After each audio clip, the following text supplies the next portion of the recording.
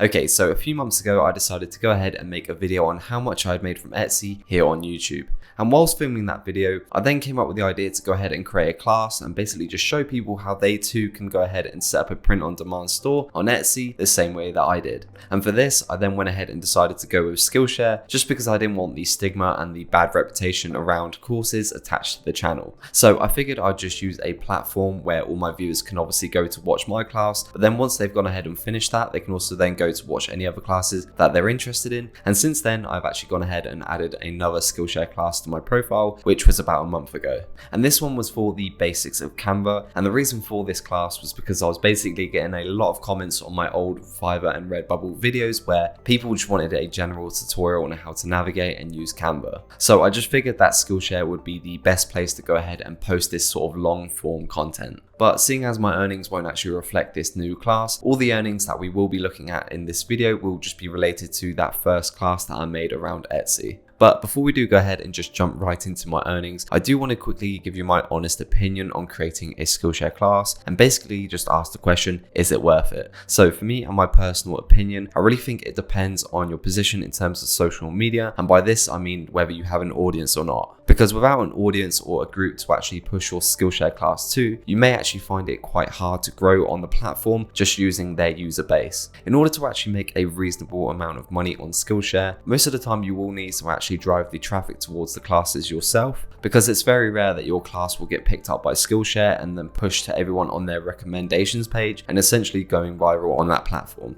But besides that, the process of actually scripting, filming and editing a Skillshare video isn't too bad, and it's actually relatively straightforward. If you were to compare the process between filming, say, a YouTube video versus a Skillshare class, I would personally say that filming a YouTube video is actually far more time consuming and longer to do. Because although you may be working with less footage to film and edit, everything you do needs to be done with retention in mind. So something as simple as just changing up the camera angles on your YouTube videos can really help with retention and keep the viewers engaged without getting bored. Whereas with a Skillshare class, you don't necessarily need to worry about this as much, and you can just stick to one camera angle because people are there for the teachings and the information that you're providing them. And another good example of this would be editing. So with a YouTube video, if you want to engage the viewer, you're going to need something to pop up on the screen every 5 to 20 seconds to make sure you keep their attention. But with a Skillshare class, you don't necessarily need to do this because they're actually just going to be basically glued to the screen and what you're saying more so than anything else. The only downside to filming a Skillshare class is going to be the planning and the scripting of the video. So as compared to a YouTube video, which is say 5 to 15 minutes long, the scripting and the planning of that video isn't going to take anywhere near as long as it would be for say a 2-hour Skillshare class. So naturally with a longer duration video, for one, you're going to have to make sure you have more things to say, and the things that you do say are going to have to be full of information. And secondly, everything that you do talk about, you're going to have to make sure that you can explain it really well and make sure you can get your points and the subjects and the topics of the class across to the viewer.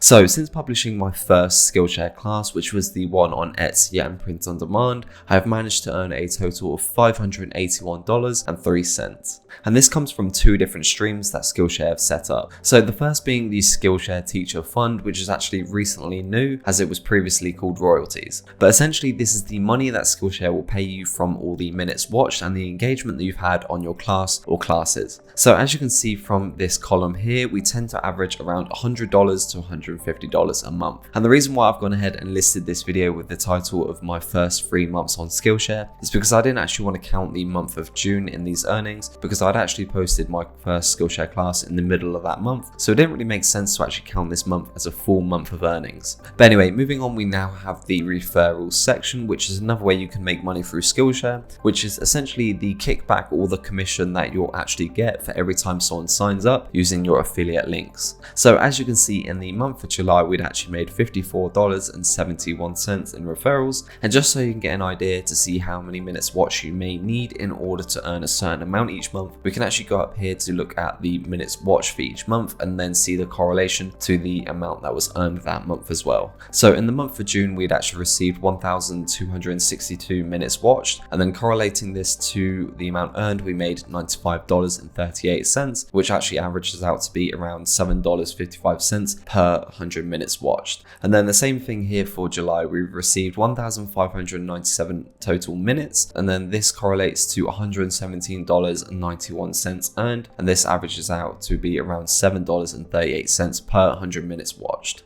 And then for the month of August, we had actually received a total of 2,600 total minutes watched. And then for the earnings of that month, we made a total of $170.75, which actually works out to be around $6.51 per 100 minutes watched. And then lastly, in the month of September, we managed to receive a total of 1,980 total minutes. And then for earnings of that month, we made a total of $142.28, which works out to be around $7.18 per 100 minutes watched. So on average, we were making a total of $7.15 per 100 minutes watched. And there's definitely a large amount of teachers on the Skillshare platform that are bringing in 1,000+ minutes watched every day. So they're easily bringing in around $70+ every day just from Skillshare. And if you guys were wondering why we didn't look at the months of October and November, it's because it's currently the 2nd of November and the earnings from October haven't officially come through yet. Okay, so lastly, I just want to give you guys a conclusion and essentially just tell you what my plan is moving forward.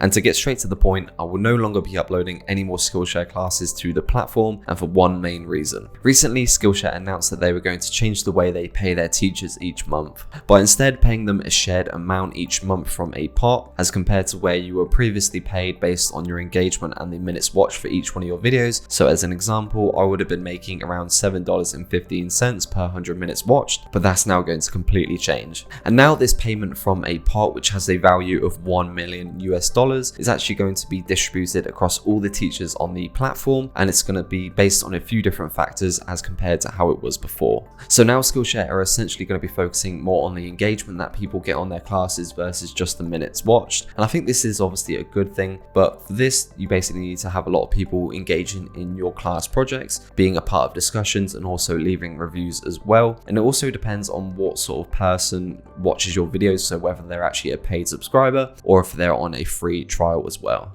And from the perspective of Skillshare, I think it does make sense to actually pay out teachers who do generally actually bring in more engaging classes and actually give a better way of teaching students. But at the same time, this makes it near impossible for new teachers to actually get any sort of money or get the ball rolling on the platform, because all of the large creators who have large communities and far more bigger engagement are obviously going to be taking a huge percentage of this pot. And secondly, the other issue that I see with this pot payment method is that as more teachers and classes come onto the platform, you're then effectively sharing that $1 million pot with even more people every month. So that's going to dilute the amount of money that you actually get paid and your percentage each month. So for me personally, I'm just going to go ahead and call it quits with Skillshare. And by this, I just mean I won't be creating any more classes. But anyway, that's now going to conclude this video. And if you did enjoy it, then please make sure to drop this video a like. And if you do happen to have any questions, then obviously let me know down below in the comments as well. So yeah, I'll see you guys in the next one. Take care and bye for now. Peace.